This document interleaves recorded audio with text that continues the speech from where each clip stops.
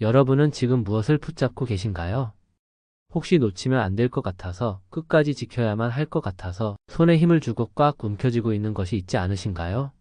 그것이 내 꿈일 수도 있고, 내 계획일 수도 있고, 내 관계일 수도 있고, 내 미래일 수도 있어요. 우리는 종종 이렇게 생각합니다. 내가 놓으면 끝이야. 내가 지키지 않으면 무너질 거야. 그래서 우리는 밤낮으로 애를 씁니다. 계획을 세우고 대비하고 통제하려고 노력해요. 하지만 솔직히 고백해 보세요. 그렇게 붙잡고 있는데도 마음은 편안한가요? 그렇게 통제하려고 애쓰는데도 불안은 사라지나요? 오히려 더 지치고 더 힘들고 더 두려워지지 않으세요? 내가 모든 것을 책임져야 한다는 무게가 어깨를 짓누르고 있지 않나요? 기억하세요. 하나님은 우리에게 이렇게 말씀하십니다. 너의 짐을 내게 맡기라. 내가 너를 붙들리라. 시편 55편 22절의 말씀처럼 우리가 진정으로 모든 것을 하나님께 내려놓을 때 우리는 상상할 수 없었던 놀라운 기적을 경험하게 됩니다. 그것은 단순히 문제가 해결되는 차원을 넘어서 우리의 삶 전체가 변화되는 경험이에요. 오늘 저는 여러분과 함께 세 가지 기적에 대해 나누고 싶어요. 첫 번째 기적은 불가능이 가능으로 바뀌는 기적입니다. 우리가 할 수 없다고 포기했던 것들이 하나님께 맡기는 순간 길이 열리는 경험이에요. 두 번째 기적은 두려움이 평안으로 바뀌는 기적입니다. 우리를 짓누르던 불안과 염려가 설명할 수 없는 평안으로 대체되는 순간이에요. 세 번째 기적은 나의 계획이 하나님의 계획으로 바뀌는 기적입니다. 우리가 생각했던 것보다 훨씬 더 크고 아름다운 계획이 펼쳐지는 것을 보게 되는 경험입니다. 이 세 가지 기적은 단순한 이론이 아니에요. 성경 속 수많은 사람들이 실제로 경험했고 오늘날 우리도 경험할 수 있는 현실입니다. 이 기적들은 특별한 사람들에게만 주어지는 것이 아니라 진심으로 하나님께 모든 것을 맡기기로 결단하는 모든 사람에게 열려 있어요.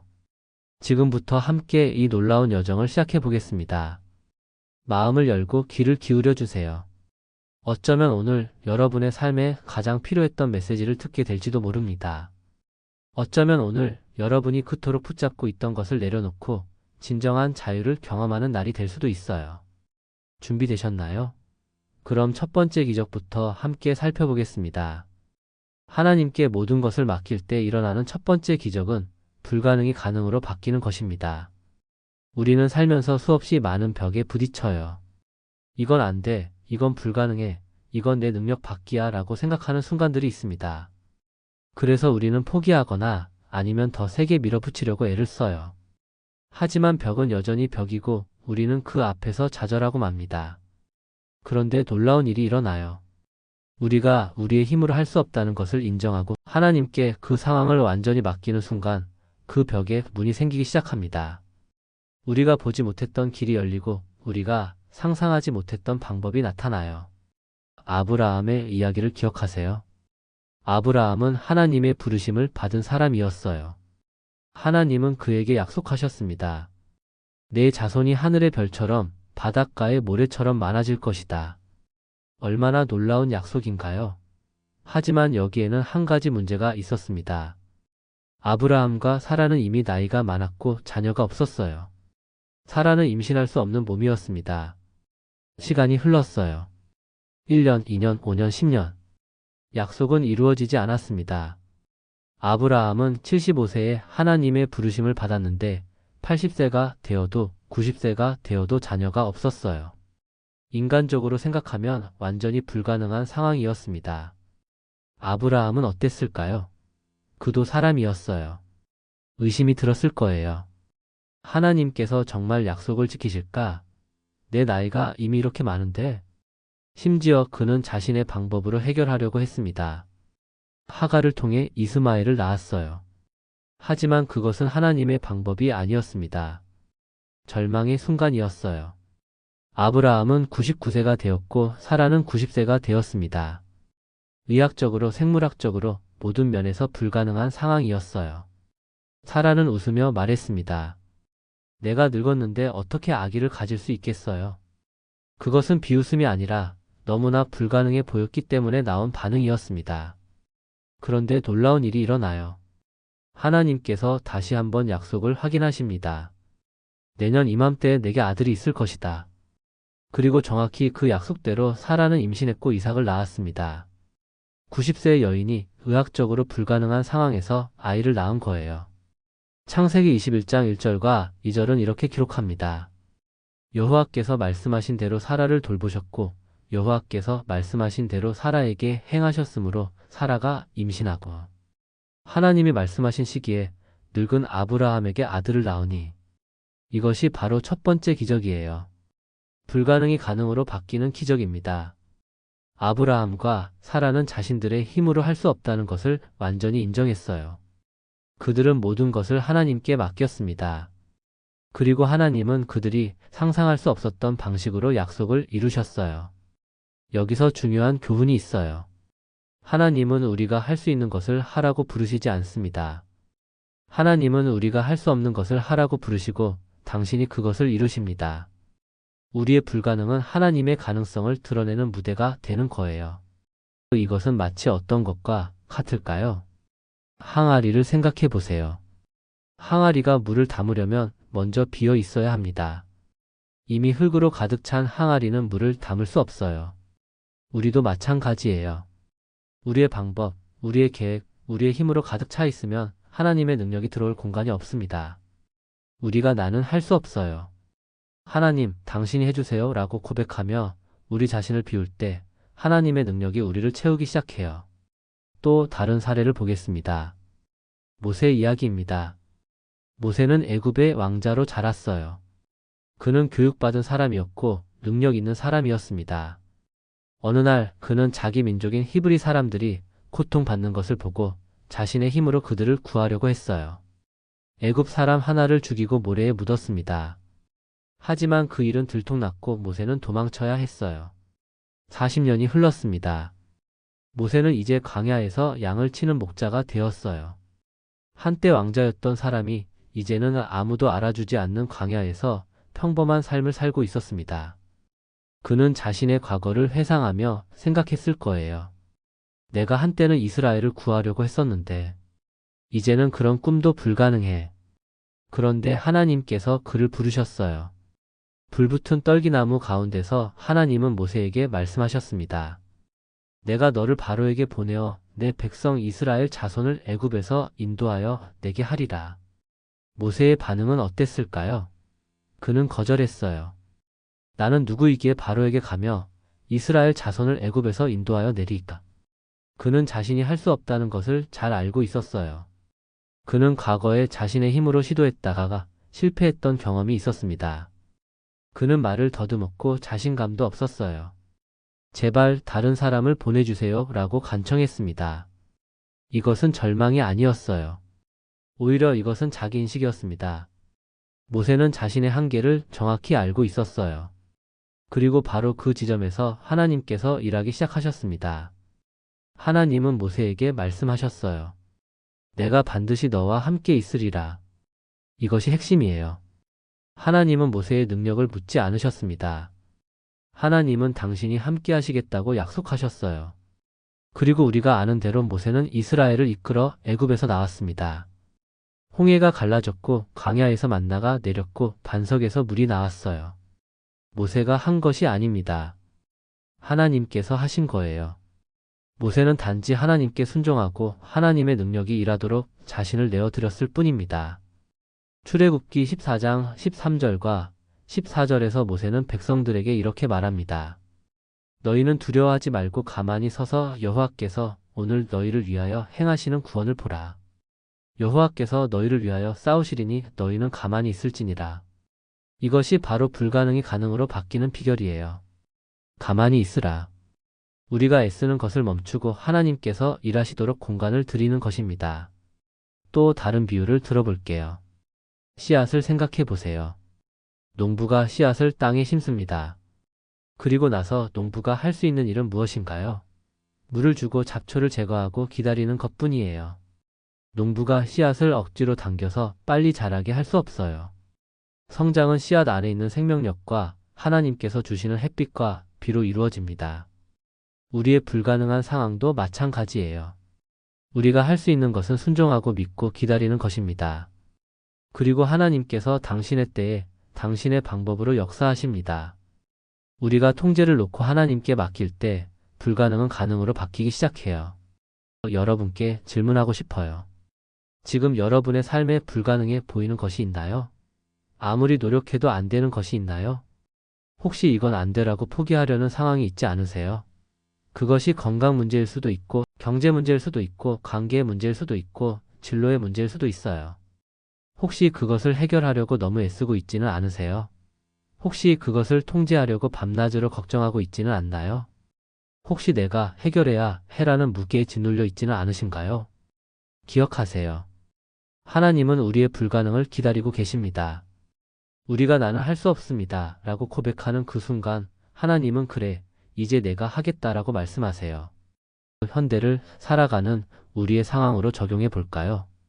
직장에서 감당할 수 없는 프로젝트를 맡았을 때 우리는 어떻게 해야 할까요? 밤을 새워 일하고 스트레스를 받고 내가 해야 해라고 자신을 몰아붙일 수도 있어요. 하지만 하나님께 맡긴다는 것은 최선을 다하되 결과는 하나님께 맡기는 것입니다. 하나님, 제 능력으로는 부족합니다. 하지만 당신의 지혜를 구합니다 라고 기도하며 시작할 때 놀라운 아이디어가 떠오르고 예상치 못한 도움이 오고 일이 풀리기 시작해요. 경제적으로 막막한 상황에 처했을 때도 마찬가지예요. 우리는 온갖 방법을 다 동원해서 돈을 마련하려고 애쓸 수 있어요. 하지만 하나님께 맡긴다는 것은 정직하게 일하되 하나님의 공급하심을 신뢰하는 것입니다. 하나님, 저는 이 빚을 갚을 방법이 없습니다. 하지만 당신을 신뢰합니다 라고 고백할 때 우리가 생각지 못한 방법으로 길이 열려요. 관계가 깨졌을 때도 그래요. 우리가 아무리 노력해도 회복되지 않는 관계가 있을 수 있어요. 하나님께 맡긴다는 것은 하나님, 제 힘으로는 이 관계를 회복할 수 없습니다. 당신께서 일하시기를 기다립니다 라고 기도하며 우리가 할 수 있는 선에서 최선을 다하되 결과는 하나님께 맡기는 것입니다. 이것이 바로 첫 번째 기적이에요. 불가능이 가능으로 바뀌는 기적입니다. 이것은 하나님께서 우리의 상황을 바꾸시는 기적일 수도 있고 우리의 관점을 바꾸시는 기적일 수도 있어요. 어느 쪽이든 우리가 우리의 통제를 내려놓고 하나님께 맡길 때 우리는 우리가 상상할 수 없었던 방식으로 역사하시는 하나님을 경험하게 됩니다. 놓치지 마세요. 여러분의 불가능은 하나님의 가능성을 드러내는 무대입니다. 여러분이 할 수 없는 것이 하나님께서 일하실 기회가 되는 거예요. 그러니 두려워하지 마세요. 오늘 그 불가능을 하나님께 맡기세요. 그리고 지켜보세요. 하나님께서 어떻게 그것을 가능으로 바꾸시는지.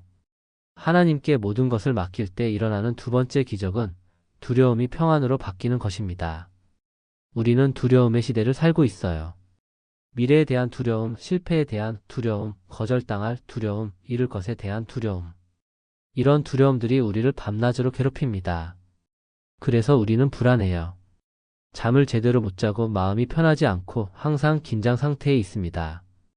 여러분은 어떠세요? 혹시 밤에 잠들기 전 온갖 걱정이 머릿속을 스쳐 지나가지 않나요? 내일 그 미팅은 어떻게 되려나? 이번 달 생활비는 어떻게 마련하지? 내 건강은 괜찮을까? 내 아이의 미래는 어떻게 될까? 이런 생각들이 꼬리를 물고 이어지면서 우리는 점점 더 불안해집니다. 그런데 놀라운 일이 일어나요. 우리가 이 모든 두려움을 하나님께 맡기는 순간 설명할 수 없는 평안이 우리 마음에 찾아옵니다. 상황은 변하지 않았는데 마음이 평안해져요. 문제는 그대로인데 두려움이 사라집니다. 이것이 바로 두 번째 기적이에요. 다니엘의 이야기를 기억하세요? 다니엘은 바벨론 제국에서 높은 지위에 있던 사람이었어요. 그는 총리 중 한 명으로 왕의 신임을 받았습니다. 하지만 바로 그것 때문에 다른 관리들의 시기를 받았어요. 그들은 다니엘을 제거할 방법을 찾았습니다. 그들은 왕을 설득해서 한 법을 만들었어요. 30일 동안 왕 외에 다른 신이나 사람에게 기도하는 자는 사자, 굴에 던져질 것이다. 이것은 명백히 다니엘을 겨냥한 법이었습니다. 다니엘이 매일 하나님께 기도한다는 것을 그들이 알고 있었거든요. 다니엘은 이 법이 반포된 것을 알았어요. 그는 선택의 기로에 섰습니다. 30일만 참으면 돼요. 30일만 몰래 기도하거나 기도를 잠시 중단하면 목숨을 건질 수 있었습니다. 합리적으로 생각하면 당연한 선택이에요. 하나님, 죄송합니다. 제 목숨이 걸린 문제라서 30일만 기도를 쉬겠습니다. 이해해 주시죠? 라고 할 수도 있었어요. 하지만 다니엘은 어떻게 했을까요? 그는 자기 집으로 돌아가서 전처럼 하루 3번 무릎을 꿇고 기도했습니다. 창문을 예루살렘 쪽으로 열어놓고 공개적으로 기도했어요. 다니엘서 6장 10절은 이렇게 말합니다. 다니엘이 이 조서에 왕의 도장이 찍힌 것을 알고도 자기 집에 돌아가서는 윗방에 올라가 예루살렘으로 향한 창문을 열고 전에 하던 대로 하루 3번씩 무릎을 꿇고 기도하며 그의 하나님께 감사하였더라. 이것은 두려움이 없었다는 뜻이 아니에요. 다니엘도 사람이었어요. 사자 굴에 던져진다는 것이 얼마나 무서운 일인가요? 하지만 그는 하나님을 더 신뢰했습니다. 그는 자신의 생명까지도 하나님께 맡겼어요. 하나님, 제 목숨이 당신 손에 있습니다. 제가 할 일은 당신께 기도하는 것이고 결과는 당신께 맡깁니다. 결국 다니엘은 사자 굴에 던져졌어요. 왕도 어쩔 수 없었습니다. 법이 만들어졌고 다니엘이 그 법을 어겼으니까요. 사자 굴 입구가 돌로 막혔고 왕의 인장으로 봉인되었습니다. 이제 다니엘의 운명은 끝난 것처럼 보였어요. 그런데 놀라운 일이 일어납니다. 다음 날 아침 왕이 급히 사자 굴로 달려가서 슬픈 소리로 외쳤어요. 살아계신 하나님의 종 다니엘아, 내가 항상 섬기는 내 하나님이 능히 사자들에게서 너를 구원하셨느냐? 왕은 다니엘이 죽었을 것이라고 생각했어요. 하지만 다니엘의 음성이 들려왔습니다. 왕이여, 영원히 사소서. 나의 하나님이 이미 그의 천사를 보내어 사자들의 입을 봉하셨으므로 사자들이 나를 상하지 못하였사오니. 다니엘은 사자 굴에서 하룻밤을 보냈는데 아무 해도 입지 않았어요. 하나님께서 천사를 보내어 사자들의 입을 막으셨기 때문입니다. 다니엘서 6장 23절은 말합니다. 이는 다니엘이 자기 하나님을 믿었음이라. 여기서 중요한 것은 무엇일까요? 다니엘은 사자 굴에 던져지기 전에도 평안했고 사자 굴 안에서도 평안했어요. 왜냐하면 그는 모든 것을 하나님께 맡겼기 때문입니다. 그는 두려워할 이유가 없었어요. 그의 생명이 하나님의 손에 있다는 것을 알았으니까요. 이것이 바로 두 번째 기적입니다. 두려움이 평안으로 바뀌는 기적이에요. 다니엘은 죽음 앞에서도 평안을 잃지 않았습니다. 왜냐하면 그는 결과를 하나님께 완전히 맡겼기 때문이에요. 이것은 마치 등대와 같습니다. 폭풍 속에서 배가 흔들릴 때 등대 불빛은 변하지 않아요. 파도가 높아도 비바람이 몰아쳐도 등대는 묵묵히 제자리에서 빛을 비춥니다. 그 빛이 보이는 순간 선장은 알아요. 우리는 안전하다. 배는 여전히 흔들리고 있어요. 폭풍은 여전히 몰아치고 있습니다. 하지만 선장의 마음은 평안해요. 등대가 있으니까요. 하나님께서 주시는 평안이 바로 그 등대 불빛이에요. 상황이 바뀌지 않아도 그 평안이 마음에 있다면 우리는 확신할 수 있어요. 하나님께서 함께 하신다. 또 다른 사례를 보겠습니다. 바울의 이야기입니다. 사도 바울은 로마로 호송되는 배를 타고 있었어요. 그는 죄수의 신분이었습니다. 배에는 276명이 타고 있었어요. 항해를 시작한 지 얼마 되지 않아서 유라굴로라는 광풍이 배를 덮쳤습니다. 상황은 정말 절망적이었어요.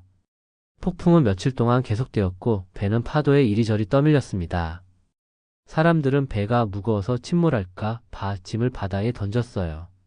심지어 배의 기구까지 던져야 했습니다.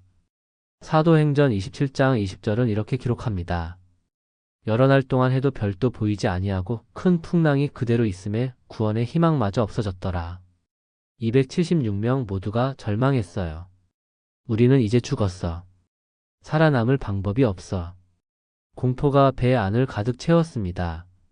사람들은 울고 비명을 지르고 패닉 상태에 빠졌어요. 며칠 동안 아무것도 먹지 못했습니다. 두려움이 그들의 식욕마저 앗아갔어요. 바로 그때 바울이 일어섰습니다. 그는 모든 사람에게 말했어요. 여러분 안심하십시오. 무슨 근거로 안심하라는 걸까요? 폭풍은 여전히 몰아치고 있고 배는 여전히 위험한 상황인데 말이에요. 바울은 계속해서 말했습니다. 간밤에 내가 섬기는 하나님의 천사가 내 곁에 서서 말하되 바울아 두려워하지 말라. 내가 반드시 가이사 앞에 설 것이요. 또 하나님께서 너와 함께 항해하는 자를 다 내게 주셨다 하였으니 그러므로 여러분이여 안심하십시오. 나는 내게 말씀하신 그대로 되리라고 하나님을 믿습니다. 사도행전 27장 25절 바울의 이 고백을 들어보세요. 그러므로 여러분이여 안심하십시오. 나는 내게 말씀하신 그대로 되리라고 하나님을 믿습니다. 상황을 보세요. 폭풍은 여전히 몰아치고 있어요. 배는 여전히 위험합니다. 아무것도 변하지 않았어요. 하지만 바울은 평안했습니다. 왜냐하면 그는 하나님의 약속을 신뢰했기 때문이에요. 그는 결과를 하나님께 맡겼습니다. 그리고 정말로 배는 자초되었지만 276명 전원이 무사히 육지에 도착했어요. 한 사람도 잃지 않았습니다. 하나님의 약속대로 정확히 이루어졌어요. 여기서 주목할 점이 있어요. 하나님은 폭풍을 즉시 멈추지 않으셨습니다. 배가 자초되는 것도 막지 않으셨어요. 하지만 하나님은 그들을 지키셨습니다. 때로 하나님은 우리를 폭풍에서 건져내시는 것이 아니라 폭풍 가운데서 지켜주세요. 그리고 그 가운데서 우리에게 평안을 주십니다. 또 다른 비유를 들어볼게요. 나무를 생각해 보세요. 폭풍이 불 때 나무는 흔들립니다. 가지가 이리저리 휘청거리고 잎사귀가 떨어져요. 하지만 나무가 쓰러지지 않는 이유는 무엇인가요? 뿌리가 깊이 박혀 있기 때문입니다. 땅속 깊이 내린 뿌리가 나무를 붙잡고 있어요. 우리의 믿음도 마찬가지예요. 우리 삶의 폭풍이 불 때 우리는 흔들릴 수 있어요. 두려움이 밀려올 수 있고 불안이 엄습할 수 있습니다. 하지만 우리가 하나님께 뿌리를 내리고 있다면 우리는 쓰러지지 않아요. 하나님께서 우리를 붙잡고 계시니까요. 여러분께 질문하고 싶어요. 지금 여러분의 마음을 가득 채우고 있는 두려움은 무엇인가요? 혹시 미래가 불안하신가요? 혹시 건강이 염려되시나요? 혹시 경제적인 문제 때문에 밤잠을 설치고 계시나요? 혹시 관계가 깨질까 봐 두려우신가요? 그 두려움을 안고 살아가는 것이 얼마나 힘든가요? 그것이 여러분의 에너지를 얼마나 소진시키고 있나요? 그것이 여러분의 기쁨을 얼마나 빼앗아가고 있나요? 기억하세요. 하나님은 여러분에게 평안을 주기 원하십니다. 빌립보서 4장 6절과 7절은 이렇게 말씀합니다. 아무것도 염려하지 말고 다만 모든 일에 기도와 간구로 너희 구할 것을 감사함으로 하나님께 아뢰라. 그리하면 모든 지각에 뛰어난 하나님의 평강이 그리스도 예수 안에서 너희 마음과 생각을 지키시리라. 모든 지각에 뛰어난 평강이라는 표현을 보세요. 이것은 우리가 이해할 수 없는 평강이에요. 상황적으로 말이 안 되는 평강입니다. 폭풍 가운데서도 어려움 가운데서도 우리 마음에 찾아오는 신비로운 평안이에요. 현대를 살아가는 우리의 상황으로 적용해 볼까요? 직장에서 구조조정 소식을 들었을 때 우리는 두려워요. 내가 잘릴까? 내 가족을 어떻게 먹여 살리지? 이런 생각들이 머릿속을 가득 채웁니다. 하지만 하나님께 맡긴다는 것은 하나님, 제 미래가 당신 손에 있습니다. 저는 최선을 다하겠지만 결과는 당신께 맡깁니다. 라고 기도하는 것이에요. 그리고 그 순간 설명할 수 없는 평안이 찾아옵니다. 상황은 변하지 않았는데 마음이 평안해져요. 건강검진에서 나쁜 소식을 들었을 때도 마찬가지예요. 암일까? 나는 어떻게 되는 거지? 그 두려움이 엄습합니다. 하지만 하나님께 맡긴다는 것은 하나님, 제 생명이 당신 손에 있습니다. 저는 치료를 받겠지만 제 운명은 당신께 달려 있습니다. 라고 고백하는 것이에요. 그리고 놀랍게도 그 두려움 가운데서 평안을 경험하게 됩니다. 자녀가 방황할 때도 그래요. 내 아이가 어떻게 될까? 내가 뭘 잘못했을까? 자책과 두려움이 우리를 괴롭힙니다. 하지만 하나님께 맡긴다는 것은 하나님, 제 자녀를 당신께 맡깁니다. 저는 부모로서 할 일을 하겠지만 제 자녀의 인생은 당신께 달려 있습니다. 라고 기도하는 것이에요. 그리고 그 순간 우리는 평안을 경험합니다. 이것이 바로 두 번째 기적이에요. 두려움이 평안으로 바뀌는 기적입니다. 이것은 마법이 아니에요. 이것은 하나님을 신뢰하는 사람들이 경험하는 실제적인 현실입니다. 상황이 바뀌지 않아도 마음이 바뀌어요. 폭풍이 멈추지 않아도 평안이 찾아옵니다. 놓치지 마세요. 여러분의 두려움은 하나님의 평안을 경험할 기회입니다. 여러분이 불안해하는 그 상황이 하나님의 신실하심을 경험하는 무대가 될 수 있어요. 그러니 두려워하지 마세요. 오늘 그 두려움을 하나님께 맡기세요. 그리고 경험해 보세요. 모든 지각에 뛰어난 하나님의 평강을. 하나님께 모든 것을 맡길 때 일어나는 세 번째 기적은 나의 계획이 하나님의 계획으로 바뀌는 것입니다. 우리는 모두 계획을 가지고 살아가요. 나는 이렇게 살 거야. 나는 이것을 이룰 거야. 나는 이런 사람이 될 거야. 우리는 우리 인생의 청사진을 그립니다. 그리고 그 계획대로 살아가려고 노력해요. 하지만 솔직히 고백해 보세요. 여러분의 계획이 항상 최선인가요? 여러분이 원했던 것이 정말 여러분에게 가장 좋은 것이었나요? 혹시 돌아보면 그때 그것을 얻지 못한 것이 감사하다라고 생각되는 일이 있지 않으세요? 우리의 시야는 제한되어 있어요. 우리는 지금 이 순간만 볼 수 있습니다. 하지만 하나님은 시작과 끝을 다 보세요. 하나님은 우리가 알지 못하는 미래를 알고 계시고 우리가 이해하지 못하는 큰 그림을 보고 계십니다. 그래서 하나님의 계획은 항상 우리의 계획보다 더 좋아요. 요셉의 이야기를 기억하세요? 요셉은 야곱의 12아들 중 하나였어요. 그는 아버지의 사랑을 많이 받았습니다. 아버지는 그에게 채색 옷을 만들어 주었고 요셉은 그것을 입고 다녔어요. 요셉은 꿈도 꾸었습니다. 형들의 곡식단이 내 곡식단에게 절을 했어요. 해와 달과 11별이 나에게 절을 했어요. 요셉의 계획은 무엇이었을까요? 아마도 아버지의 사랑받는 아들로 평안하게 살고 언젠가는 가족의 지도자가 되는 것이었을 거예요. 그것은 합리적인 계획이었어요. 나쁜 계획이 아니었습니다. 그런데 그의 형들이 요셉을 질투했어요. 그들은 요셉을 죽이려고 했습니다. 르우벤의 만류로 죽이지는 않았지만 그들은 요셉을 구덩이에 던졌어요. 그리고 지나가던 상인들에게 은 20개에 팔아버렸습니다. 요셉의 인생이 산산조각 났어요. 사랑받는 아들에서 노예로 전락했습니다. 애굽으로 끌려가서 보디발의 집에 팔렸어요. 요셉은 어떤 기분이었을까요? 하나님, 왜 이런 일이 일어난 거예요? 제 인생 계획은 이게 아니었는데요. 저는 그냥 아버지와 함께 평안하게 살고 싶었어요. 하지만 이야기는 여기서 끝나지 않아요. 요셉은 보디발의 집에서 충성되게 일했고 관리자가 되었습니다. 그런데 또다시 억울한 일이 일어났어요. 보디발의 아내가 요셉을 유혹했고 요셉이 거절하자 거짓으로 고소했습니다. 요셉은 감옥에 갇혔어요. 다시 한번 요셉의 계획이 무너졌습니다. 노예에서 관리자가 되었는데 이제는 죄수가 되었어요. 하나님, 제가 옳은 일을 했는데 왜 이렇게 되는 거예요? 제 인생이 왜 이렇게 꼬이는 거죠? 감옥에서도 요셉은 충성되게 살았어요. 그는 감옥 안에서도 신뢰받는 사람이 되었습니다. 그리고 거기서 바로의 신하들을 만났고 그들의 꿈을 해석해 주었어요. 3일 후에 당신은 복직될 것입니다. 그때 저를 기억해 주세요. 요셉은 간청했습니다. 하지만 그 신하는 요셉을 잊어버렸어요. 2년이 더 흘렀습니다. 요셉은 감옥에서 총 13년을 보냈어요. 17세에 팔려와서 30세가 될 때까지 청춘의 가장 중요한 시기를 노예와 죄수로 살았습니다.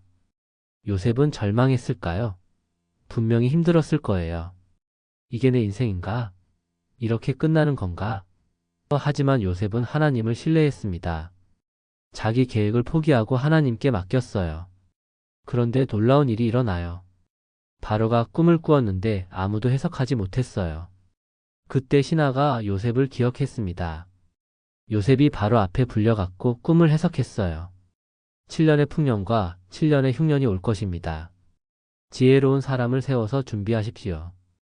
바로가 물었어요. 이런 일을 할 사람이 누가 있겠는가? 그리고 바로는 요셉을 애굽의 총리로 세웠습니다. 하루아침에 죄수에서 총리가 된 거예요. 창세기 41장 40절, 바로는 요셉에게 이렇게 말합니다. 너는 내 집을 다스리라. 내 모든 백성이 내 명령에 복종하리니 내가 너보다 높은 것은 내 왕자뿐이니라. 요셉의 계획은 뭐였죠? 아버지와 함께 평안하게 사는 것이었어요. 하지만 하나님의 계획은 훨씬 더 컸습니다. 요셉을 애굽의 총리로 만들어서 7년의 흉년에 대비하게 하시고 수많은 생명을 구하게 하신 거예요. 그리고 결국 요셉의 가족도 구원받았어요. 흉년이 들었을 때 요셉의 형들이 양식을 구하러 애굽에 왔습니다. 요셉은 그들을 용서하고 가족을 애굽으로 데려왔어요. 만약 요셉이 노예로 팔리지 않았다면, 만약 요셉이 감옥에 가지 않았다면 요셉의 가족은 흉년에 굶어 죽었을 거예요. 창세기 50장 20절 요셉은 형들에게 이렇게 말합니다. 당신들은 나를 해하려 하였으나 하나님은 그것을 선으로 바꾸사 오늘과 같이 많은 백성의 생명을 구원하게 하시려 하셨나니 이것이 바로 세 번째 기적이에요. 나의 계획이 하나님의 계획으로 바뀌는 기적입니다. 요셉의 계획은 작았어요. 하지만 하나님의 계획은 컸습니다. 요셉은 한 가족을 생각했지만 하나님은 한 나라를 생각하셨어요. 이것은 마치 퍼즐과 같아요. 퍼즐 조각 하나만 보면 그것이 무엇인지 알 수 없어요. 어떤 조각은 이상하게 생겼고 어떤 조각은 색깔도 이상합니다. 이게 왜 필요하지? 이게 어디에 맞는 거지? 우리는 이해할 수 없어요. 하지만 퍼즐을 다 맞추고 나서 멀리서 보면 아름다운 그림이 나타납니다. 그 이상한 조각도 그 색깔이 이상했던 조각도 모두 필요했던 거예요. 그것들이 모여서 완벽한 그림을 만들었습니다. 우리 인생도 마찬가지예요. 지금 우리가 겪고 있는 일이 이해되지 않을 수 있어요. 왜 이런 일이 일어나는 거지? 이게 내 계획이 아닌데. 하지만 하나님은 큰 그림을 보고 계세요. 모든 조각이 다 맞춰졌을 때 우리는 그 아름다움을 보게 될 거예요. 또 다른 사례를 보겠습니다. 에스더의 이야기입니다. 에스더는 유대인 소녀였어요. 그녀는 부모를 잃고 사촌 모르드게에게 입양되어 자랐습니다. 에스더의 계획은 무엇이었을까요? 아마도 평범한 유대인 남자와 결혼해서 조용히 사는 것이었을 거예요. 그것이 그녀가 원했던 삶이었을 겁니다. 그런데 왕비를 뽑는 선발 대회가 열렸어요. 에스더는 그곳에 끌려갔습니다. 자의가 아니었어요. 그녀가 선택한 것이 아니었습니다. 하지만 에스더는 왕의 마음에 들었고 왕비가 되었어요. 왕비가 되는 것 좋은 일 아닌가요? 하지만 에스더는 자신의 정체를 숨겨야 했어요. 그녀가 유대인이라는 사실을 밝힐 수 없었습니다. 왕궁에서 화려하게 살았지만 그녀의 마음은 편하지 않았을 거예요. 그런데 위기가 찾아왔어요.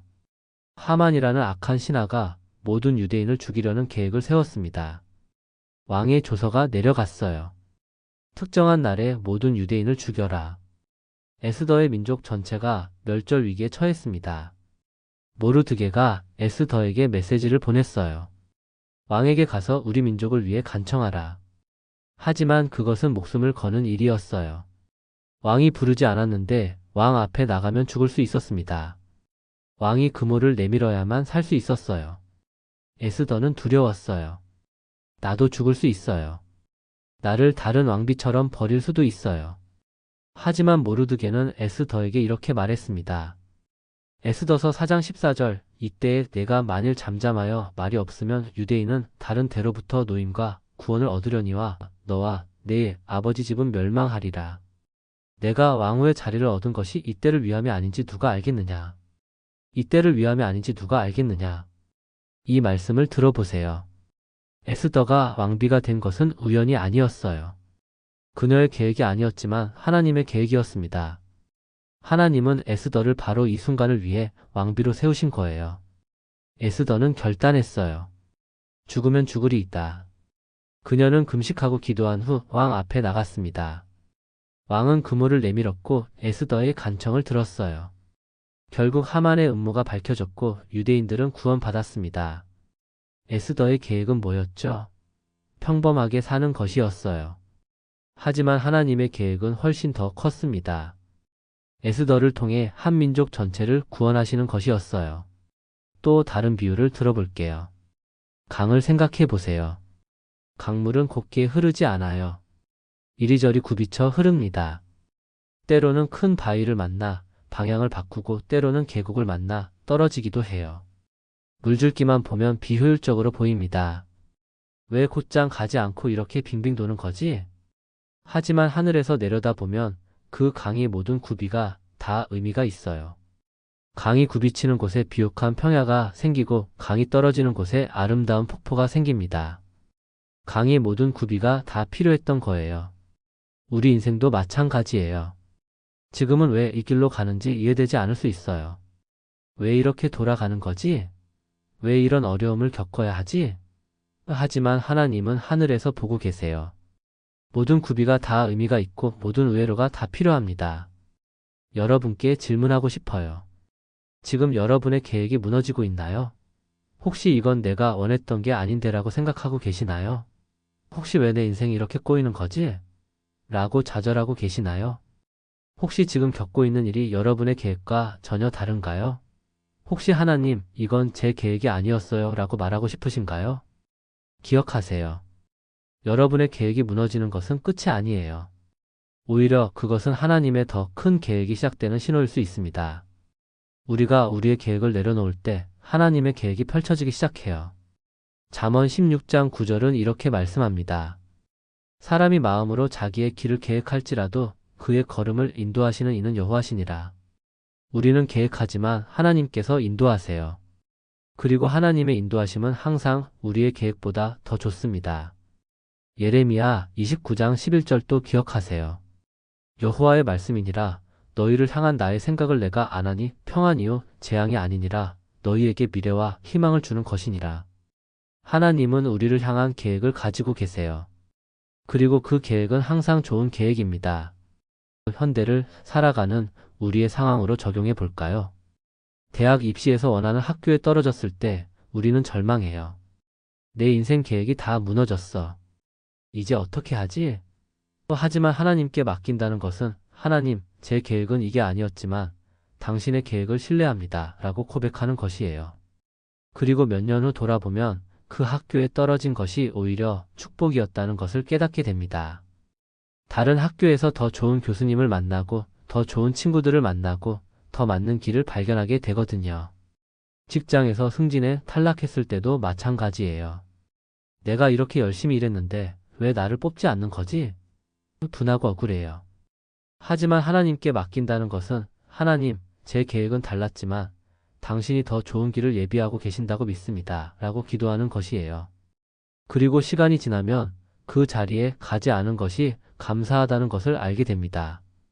그 자리는 스트레스가 너무 많았고 오히려 지금 자리가 더 좋다는 것을 깨닫게 되거든요. 결혼 정년기가 지났는데도 배우자를 만나지 못했을 때도 그래요. 내 계획은 이게 아니었는데 나도 결혼해서 가정을 꾸리고 싶었는데 외롭고 불안해요. 하지만 하나님께 맡긴다는 것은 하나님, 제 때가 아니라 당신의 때를 기다립니다. 라고 고백하는 것이에요. 그리고 하나님은 당신의 때에 가장 좋은 사람을 예비하시거나 아니면 결혼보다 더 의미 있는 삶의 길을 열어주십니다. 사업이 실패했을 때도 마찬가지예요. 내가 이렇게 투자하고 이렇게 노력했는데 다 날아갔어. 절망스러워요. 하지만 하나님께 맡긴다는 것은 하나님, 제 계획은 이게 아니었지만 이 실패를 통해 저를 더 좋은 곳으로 인도해 주실 것을 믿습니다. 라고 기도하는 것이에요. 그리고 그 실패가 오히려 새로운 시작의 발판이 되고 더 큰 성공의 디딤돌이 되는 것을 경험하게 됩니다. 이것이 바로 세 번째 기적이에요. 나의 계획이 하나님의 계획으로 바뀌는 기적입니다. 이것은 우리의 계획이 무너지는 것처럼 보이지만 실제로는 더 크고 더 아름다운 계획이 펼쳐지는 것이에요. 우리의 시야는 제한되어 있지만 하나님의 시야는 무한합니다. 우리는 오늘만 보지만 하나님은 영원을 보세요. 마지막으로 한 가지 비유를 더 들어볼게요. 자수를 생각해 보세요. 자수를 하는 사람은 앞면을 보면서 작업합니다. 아름다운 그림이 점점 만들어지는 것을 보면서 바늘을 움직여요. 하지만 뒷면을 보면 어떨까요? 실이 엉켜있고 매듭이 있고 지저분해 보입니다. 이게 무슨 그림이지?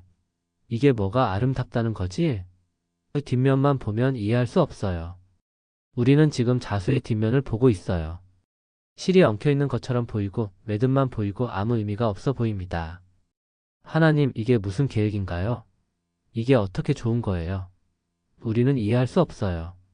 하지만 하나님은 앞면을 보고 계세요. 하나님은 완성된 그림을 보고 계시고 지금 이 모든 실들이 어떻게 아름다운 그림을 만들어낼지 알고 계십니다. 언젠가 우리도 안면을 보게 될 거예요. 그때 우리는 감탄할 겁니다. 아, 이것 때문에 저 일이 필요했구나. 저것 때문에 이 일이 일어났구나. 로마서 8장 28절은 이렇게 말씀합니다. 우리가 알거니와 하나님을 사랑하는 자, 곧 그의 뜻대로 부르심을 입은 자들에게는 모든 것이 합력하여 선을 이루느니라. 모든 것이 합력하여 선을 이루어요. 좋은 일도 나쁜 일도 우리가 이해하는 일도 이해하지 못하는 일도 모든 것이 함께 작용해서 선을 만들어냅니다. 놓치지 마세요. 여러분의 계획이 무너지는 것은 하나님의 더 큰 계획이 시작되는 신호일 수 있어요. 여러분이 원했던 것을 얻지 못하는 것은 하나님이 더 좋은 것을 예비하고 계시다는 증거일 수 있습니다. 그러니 실망하지 마세요. 오늘 여러분의 계획을 하나님께 맡기세요. 그리고 기대하세요. 하나님께서 펼쳐 보이실 놀라운 계획을. 사랑하는 여러분, 우리는 지금까지 하나님께 모든 것을 맡길 때 일어나는 세 가지 기적에 대해 함께 나누었습니다. 첫 번째 기적은 불가능이 가능으로 바뀌는 기적이었어요. 아브라함과 사라가 경험했고 모세가 경험했던 그 기적입니다. 우리가 할 수 없다는 것을 인정하고 하나님께 맡길 때 우리가 상상할 수 없었던 방식으로 길이 열립니다. 우리의 불가능은 하나님의 가능성을 드러내는 무대가 되어요. 두 번째 기적은 두려움이 평안으로 바뀌는 기적이었어요. 다니엘이 사자, 굴에서 경험했고 바울이 폭풍 가운데서 경험했던 그 기적입니다. 우리가 우리의 두려움을 하나님께 맡길 때 모든 지각에 뛰어난 평안이 우리 마음을 지킵니다. 상황이 바뀌지 않아도 마음이 평안해져요. 세 번째 기적은 나의 계획이 하나님의 계획으로 바뀌는 기적이었어요.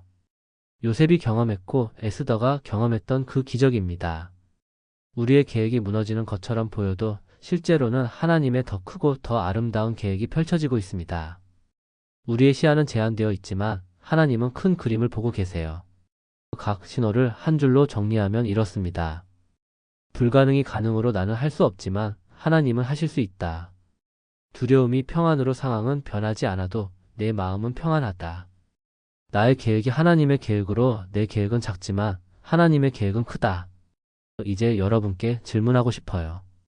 지금 여러분이 붙잡고 있는 것은 무엇인가요? 무엇을 통제하려고 애쓰고 계시나요? 무엇 때문에 불안하고 두려워하고 좌절하고 계신가요? 혹시 여러분의 힘으로 해결하려고 너무 애쓰고 있지는 않나요?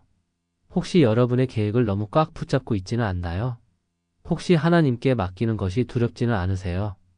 기억하세요. 하나님께 맡긴다는 것은 포기하는 것이 아니에요. 책임을 회피하는 것도 아닙니다. 오히려 그것은 가장 지혜로운 선택이에요. 우리보다 더 크시고 더 지혜로우시고 더 능력 있으신 분께 우리의 삶을 의탁하는 것입니다. 하나님께 맡긴다는 것은 게으름을 피우는 것이 아니에요. 우리는 여전히 최선을 다해야 합니다. 일해야 하고 노력해야 하고 책임을 져야 해요. 하지만 결과는 하나님께 맡기는 거예요. 우리가 할 수 있는 것을 다 하되 우리가 할 수 없는 것은 하나님께서 하시도록 공간을 드리는 겁니다. 마지막 비유를 하나 들어볼게요. 연을 날리는 것을 생각해 보세요. 연을 날리려면 줄을 잡고 있어야 해요. 하지만 줄을 너무 꽉 잡으면 연이 날아오르지 못합니다. 줄을 적당히 풀어줘야 연이 높이 올라가요. 완전히 놓아버리면 연이 날아가 버리지만 적당히 풀면 연이 자유롭게 하늘을 날 수 있습니다. 우리 삶도 마찬가지예요. 우리가 모든 것을 꽉 붙잡고 통제하려고 하면 우리 삶은 날아오르지 못해요. 하지만 하나님께 맡기면 우리 삶은 자유롭게 날아오릅니다. 하나님께서 바람을 보내시고 우리를 높은 곳으로 인도하세요. 오늘 여러분과 함께 이런 고백을 하고 싶어요. 하나님, 저는 제 힘으로 할 수 없습니다. 제 지혜로 알 수 없습니다. 제 계획으로 제 미래를 보장할 수 없습니다. 그래서 오늘 모든 것을 당신께 맡깁니다. 제 불가능을 당신께 맡깁니다.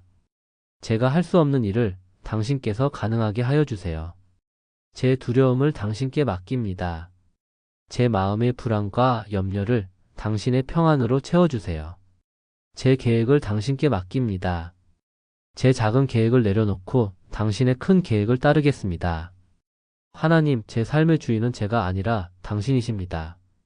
오늘부터 제가 통제하려던 모든 것을 내려놓고 당신의 인도하심을 따르겠습니다. 제가 붙잡고 있던 모든 것을 놓고 당신의 손을 붙잡겠습니다. 이 고백이 여러분의 고백이 되기를 바랍니다. 그리고 이 고백을 할 때 여러분은 진정한 자유를 경험하게 될 거예요. 모든 것을 책임져야 한다는 무게에서 자유로워지고 통제해야 한다는 강박에서 벗어나게 됩니다. 그리고 하나님께서 여러분의 삶에 행하실 놀라운 기적들을 목격하게 될 거예요. 불가능이 가능으로 바뀌는 기적을 경험하게 될 거예요. 여러분이 안 되라고 생각했던 일들이 이루어지는 것을 보게 됩니다. 두려움이 평안으로 바뀌는 기적을 경험하게 될 거예요. 여러분을 괴롭히던 불안과 염려가 사라지고 설명할 수 없는 평안이 여러분의 마음을 채우게 됩니다. 나의 계획이 하나님의 계획으로 바뀌는 기적을 경험하게 될 거예요. 여러분이 생각했던 것보다 훨씬 더 크고 아름다운 인생이 펼쳐지는 것을 보게 됩니다. 오늘이 바로 그 시작점이 될 수 있어요. 오늘 여러분이 그동안 붙잡고 있던 것을 내려놓는 날이 될 수 있습니다. 오늘 여러분이 하나님께 모든 것을 맡기기로 결단하는 날이 될 수 있어요. 그리고 오늘부터 여러분의 삶에 놀라운 기적들이 펼쳐지기 시작할 겁니다. 두려워하지 마세요. 하나님은 여러분을 사랑하시고 여러분을 위한 좋은 계획을 가지고 계십니다. 하나님은 여러분이 상상할 수 없는 방식으로 여러분의 삶에 역사하실 거예요. 하나님은 여러분의 불가능을 가능으로, 여러분의 두려움을 평안으로, 여러분의 작은 계획을 큰 계획으로 바꾸실 겁니다. 마지막으로 여러분을 축복합니다. 여러분이 오늘 하나님께 모든 것을 맡기기로 결단하시기를 축복합니다. 여러분의 삶의 불가능이 가능으로 바뀌는 기적이 일어나기를 축복합니다. 여러분의 마음의 두려움이 평안으로 바뀌는 기적이 일어나기를 축복합니다. 여러분의 인생에 나의 계획이 하나님의 계획으로 바뀌는 기적이 일어나기를 축복합니다. 하나님께서 여러분과 함께 하시고 여러분을 인도하시고 여러분을 축복하시기를 기도합니다. 기억하세요. 여러분은 혼자가 아니에요. 하나님께서 여러분과 함께 하십니다. 여러분이 모든 것을 맡길 때 하나님께서 모든 것을 책임지십니다. 여러분이 손을 놓을 때 하나님께서 손을 잡으십니다. 오늘 그 놀라운 여정을 시작하세요. 하나님께 모든 것을 맡기고 기적을 경험하는 삶을 살아가세요. 여러분의 삶이 하나님의 영광을 드러내는 아름다운 이야기가 되기를 축복합니다. 아멘.